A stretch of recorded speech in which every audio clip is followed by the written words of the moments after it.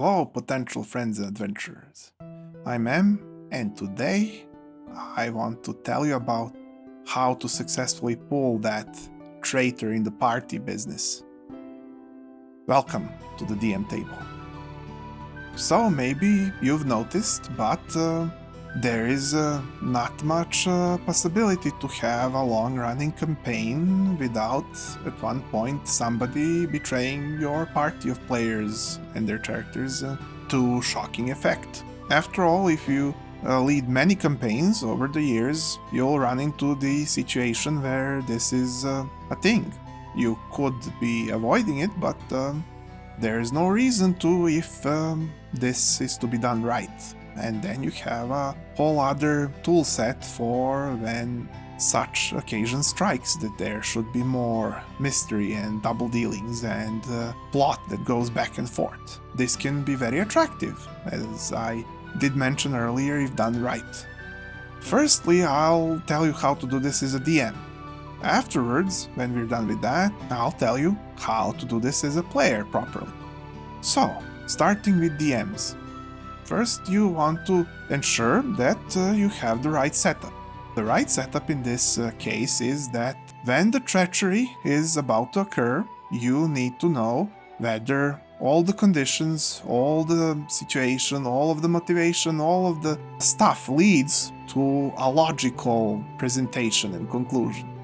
If you have a perpetrator with the right motive, the right circumstances, the right set of mind, and you're pretty sure that your players can figure this out after it happens, maybe during, maybe after, but whichever you want, they can understand how these things form, why do they happen, how would they happen, and even if there's some additional mystery, why do they feel so important and logical to proceed, or maybe mysterious to proceed, but sort of feel logical to occur.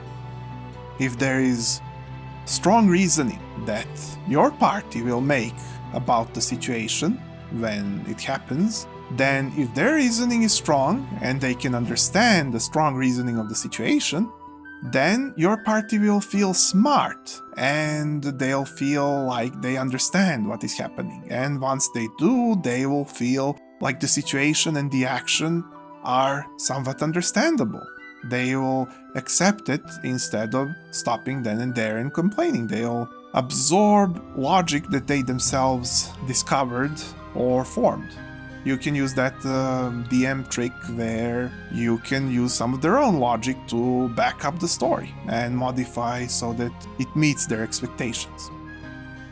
Of course, this is best done when the whole thing feels like it has a big payoff, like it's valuable, whether to the party or just generally by the story, like a feeling of great achievement to be overcome, rather than a shortcut to nowhere. If it feels like it doesn't lead to anything good whatsoever, then it's by all accounts bad. Yet you might wonder, how can the party feel that something that is bad for them, that something that betrayed them, can feel good? Well, if you figure it out that if many things are bad, and yet some things are waiting for an answer that seems like it might be valuable and intriguing and worth it, then party might feel that there is something to proceed towards, that there is something to gain, that there is something to pursue, that there is action to be had.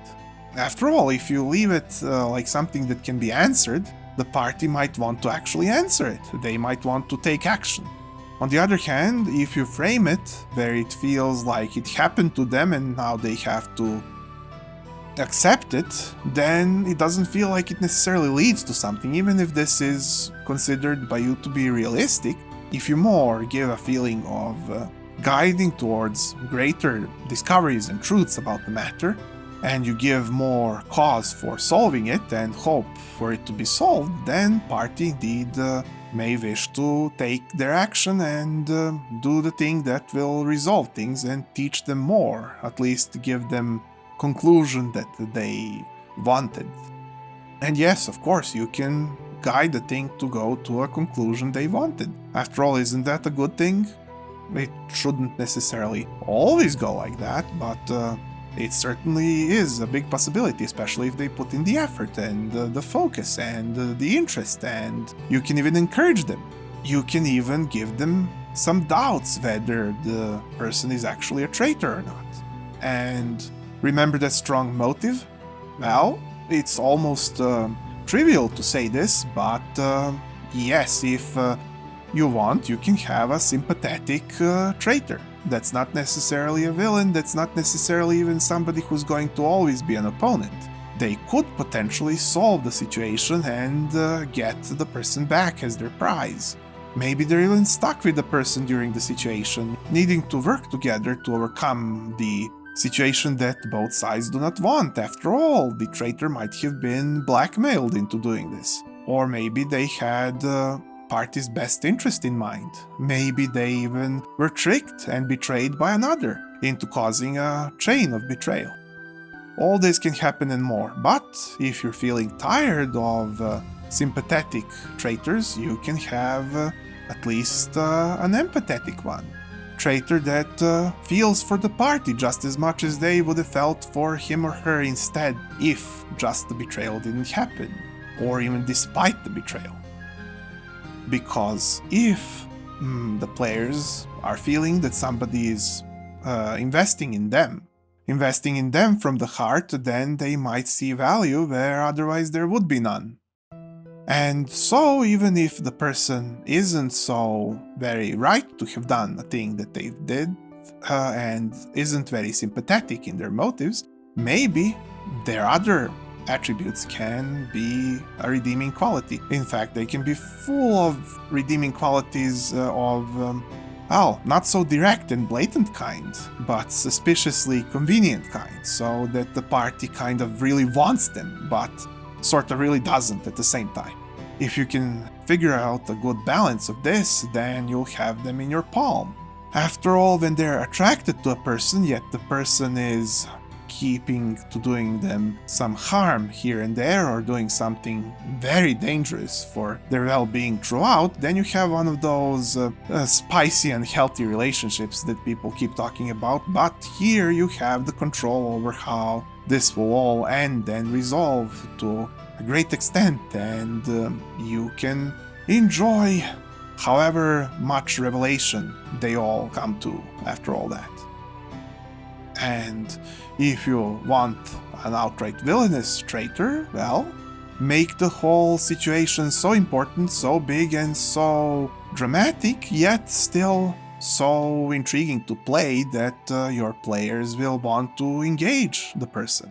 People say that this is one of those they love to hate him or her situation, but you don't have to go for that. You can go for one of those they don't know why things are so, but they can follow the track of logic and evidence into some greater machination that has taken control over their lives.